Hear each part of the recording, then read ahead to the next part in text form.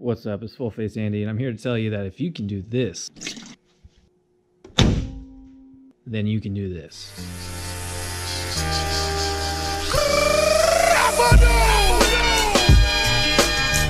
Now, there are plenty, and I mean plenty, of videos online telling you how to remove engines from cars. So I'm not going to go into detail about how to do it. What I am going to do is give you a perspective of what this job entails, okay? Upon my research, you know, people say head gaskets are a nightmare because it's like, oh, you either have to remove everything and then try and get to the heads and remove those, and you could do it while it's sitting in the car, or you have to pull the engine, and that's always a daunting task. What I'm gonna do is go about it the way I see being the easiest, with the proper equipment. Pulling an engine doesn't look that bad. I've done, you know, my own mechanics for my whole life, but I've never taken on this kind of task before. So here comes a Subaru Outback engine removal job done by a do-it-yourself mechanic for the first time. And for reference, let's see, it is, look at that smoked salmon, yeah, but it is 9:15. Let's get the time lapse going and let's see what's going on. Oh, first of all I did is I removed the hood. It's sitting over there just to get it out of the way. That's the only thing I've done. I could go in and turn on the car and whatnot, and you can see like, oh, it's running, and I didn't do anything to get prepared for this. So I'm going to start by, you know, draining fluids and then start turning bolts. Let's get it going.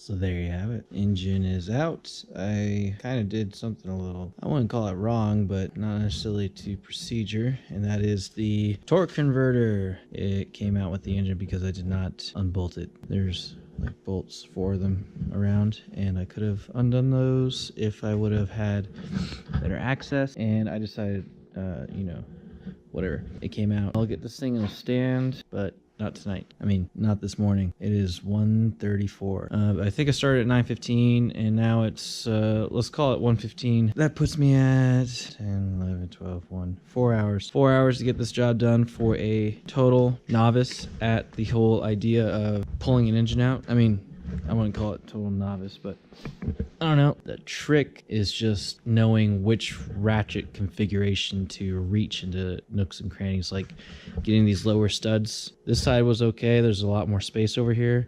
This side was not okay. It barely worked with, you know, the right extension, the breaker bar and everything, and I just had to get cracked, and then I can get it coming apart. Just little things like that take time, but I guarantee once you've done this a few times, then it's not bad. It's just twisting bolts. That's all mechanics really is knowing what bolt to twist what, and that's that. Overall, removing an engine, not bad. It's done, and we're cool. Poor car. It's got its, you know, got some open heart surgery going on today. Okay, well, good night.